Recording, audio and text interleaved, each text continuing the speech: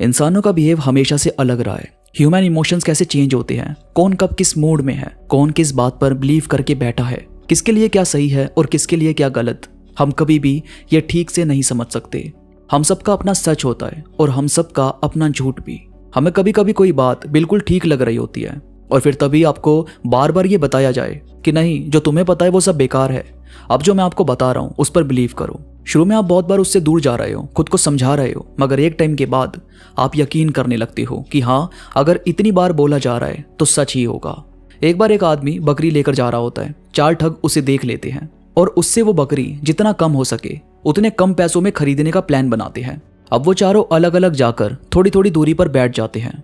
पहला ठग उस आदमी के पास जाता है और उससे कहता है, कहाँ से ली ये बेकार बकरी, बीमार पड़ी है सारी। तो यह आदमी जवाब देता है कि बकरी तो ठीक है, अभी तो खरीद के लाया हूँ। अरे बेकार है भाई, किसने चेप दी, बेच दे इसे जितना जल्दी हो सके, चल भाई। अब ये थोड़ा आगे जाता है और फिर इसे दूसरा ठग मिलता है और बोलता है कि अरे भाई कैसे हो, ये बकरी कहाँ से लाए? अरे यार मुझे दूर से लग रहा था ये अच्छी है, पर ये तो बीमार हो रही है, बेकार है, मर जाएगी जल्दी, बेच देना भाई, इसे पैसे मिल जाएंगे थोड़े बहुत। ये बोलकर वो भी चला गया। अब इसे डाउट तो हुआ पर ये आगे चलता गया। आगे तीसरा ठग मिला, उसने भी सेम बात बोली, भाई आज तो जिंदा रहेगी ना ये पक्का, लग नहीं रहा इसे देखकर। और फिर जब वो और आगे गया और चौथा ठग इसको मिलता है, वो बोलता है कि भाई बकरी कहाँ से ली है, मैं भी सोच रहा हूँ यार एक खरीद लूँ, पर तुमने तो बेकार खरीद ली, अच्छी नहीं थी क्या कोई? फिर ये आदमी बोला कि भाई अब मैं क्या करूँ, मुझे ना बेचनी है ये। तो ठग बोला, मैं तो गाँव जा रहा हूँ तो बकरी लेकर ही जाऊँगा, तुम मुझे बेच दो, जो थोड़े बहुत पैसे हैं ले लो मुझसे, मैं गाँव में जाकर इसका इलाज करवा लूँगा। अब इसने इतने प्रेशर में आकर उस बकरी को जितने में खरीदा था उससे आधे से भी कम दाम में बेच दिया, सिर्फ इसलिए क्योंकि इसे लग रहा था कि वो मर जाएगी, फिर क्या दूध निकालूंगा इसका, कैसे बिजनेस होगा, इससे अच्छा इसको बेच दो।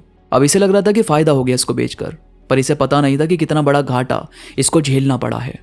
इसे ही कहते हैं किसी को उस बात पर यकीन दिलवाना जो है ही नहीं। अब जानते हैं कि ब्रेन वॉश है क्या। एक्चुअल में हम सबको बचपन से ही सिखाया जाता है कि क्या सही है और क्या गलत। किसी को नुकसान मत पहुंचाओ क्योंकि भगवान देख रहा है, आपके साथ बुरा करने वालों का बुरा जरूर होगा।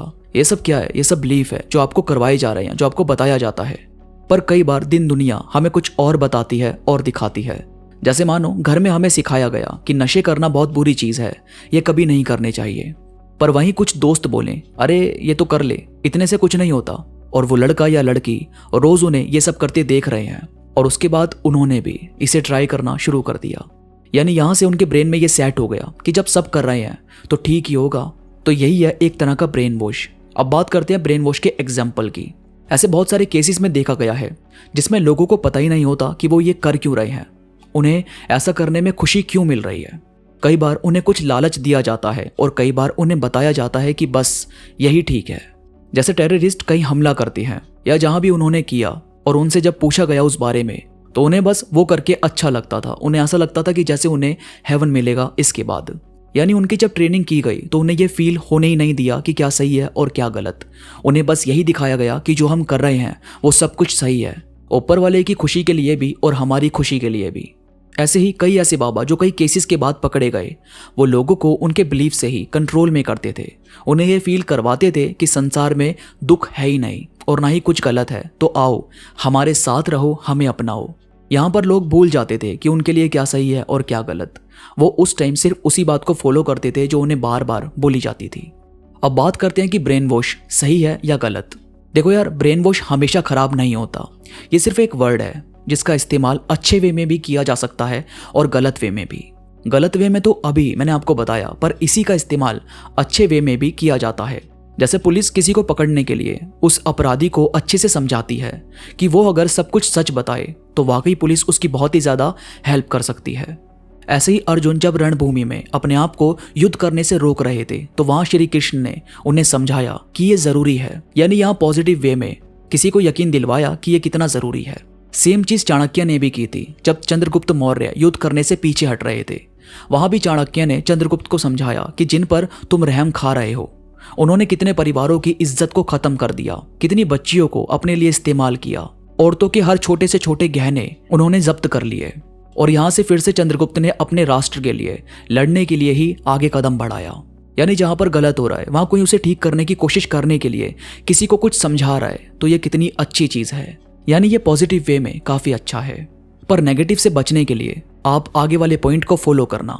अपने आप को मेंटली तैयार रखो नेगेटिव ब्रेन वॉश से बचने के लिए। जैसे आपको जो विश्वास है वो कमज़ोर नहीं होना चाहिए।